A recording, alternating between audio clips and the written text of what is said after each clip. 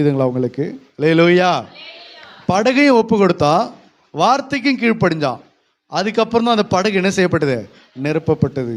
படகை பயன்படுத்தின உடனே ஆண்டவர் அவன் மீன் பிடிக்கும்படி ஒரு ஆலோசனை கொடுத்தார். படகை பயன்படுத்திட்ட உடனே அவர் விட்டுட்டு போகல. அந்த படகு நிரம்புவதற்கு அவனுக்கு ஒரு வழியை காண்பித்தார். அந்த வழிக்கும் அந்த ஆலோசனைக்கும் அந்த வார்த்தைக்கும் அவன் என்ன செஞ்சான்? கீழ்ப்படிஞ்சான். அதனால தான் படகு என்ன செய்யப்பட்டது? நிரப்பப்பட்டது. அல்லேலூயா. இன்னைக்கு நிறைய பேருடைய படகு ஏன் நிரம்பல தெரியுமா? படகை ஒப்பு கொடுத்துறாங்க, வார்த்தைக்கு என்ன செய்யல? கீழ்ப்படியல. உங்களுக்கு உதாரணத்துக்கு சொல்லணும்னா, இன்னைக்கு நிறைய குடும்பத்தை, நிறைய வீடுகளை கர்த்தருக்கு சபை நடத்துறதுக்கு ஒப்பு கொடுத்தாங்க. ஆனால் எதுக்கு கீழ்ப்படியல? அவருடைய வார்த்தையின்படி கீழ்ப்படியல. எத்தனையோ குடும்பங்கள் இருக்கிறது. இயேசுக்காக, இயேசுவின் சபை நடத்துவதற்காக எத்தனையோ விசுவாச பிள்ளைகள் தங்கள் வீட்டை திறந்து கொடுத்தவர்கள் எத்தனையோ பேர் உண்டு.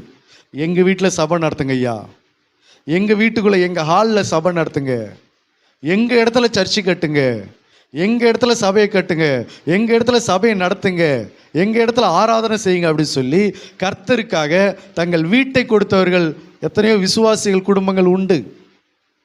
ஆனால் முடிவு என்ன ஆச்சுன்னு கேட்டால், அந்த வீடு ஆசீர்வதிக்கப்படாமல் போனது காரணம். அந்த வீடு ஆசீர்வதிக்கப்படாமல் போகிறது, நன்மை அடையாமல் போகிறது. நன்மை அடையாமல் போனாலும் பரவாயில்ல, பல பிரச்சனைக்கு அந்த வீடு ஆளாகிறது, பல குழப்பத்துக்கு ஆளாகிறது. ஒரு குடும்பம் தன்னுடைய வீட்டை திறந்து கொடுத்தாங்க. ஒரு விசுவாசி குடும்பம் தான், சபை நடத்துவதற்கு தங்கள் வீட்டை கொடுத்தாங்க.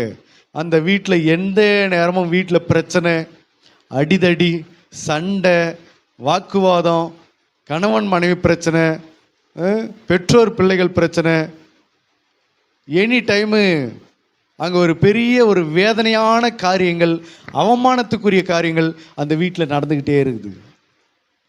அதனால அவங்க ஆசீர்வாதத்தை அங்கே பார்க்க முடியல.